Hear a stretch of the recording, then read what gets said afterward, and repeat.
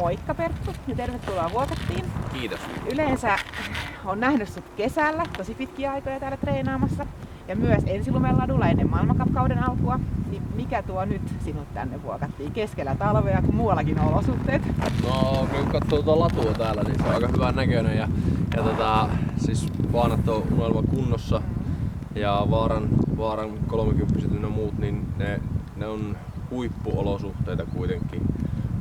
Niiden takia mä tänne tuun ja täällä on valmennus ja kaikki muu valmiina, tukipalvelut, että ne on niitä syitä, miksi mä tänne tuun. Toisaalta sitten taas haetaan jo vähän ensi vuotta niin kun valmistautumista Lahden MM-kisoihin ja kokeillaan täällä semmoista valmistautumisleiriä jo nyt ihan Skandinavia Cupia ja SM-kisoihin.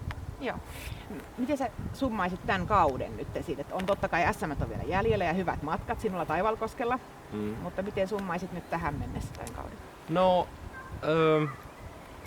viime kesä harjoiteltiin täällä tosi paljon ja syksyllä leireiltiin vielä paljon, niin se ehkä söi sitä terävintä kuntoa siitä alkukaudelta, mutta nythän on ollut loppukaus aika mukavaa, että maailmancupin pisteitä ollaan keräilty ja SM-mitalit miehistä otettu poikkeen ja muuta, että kyllä on ollut sille hieno talvi ja selkeä tason nosto. Joo, näin. No, tavoitteet Taivalkosken SM? No kyllä se, lähdetään samoilla tavoitteilla kuin Imatrallekin. Eli prologista? No se on. Kyllä mä uskon, että molemmista lähden taistelemaan ihan mitalia.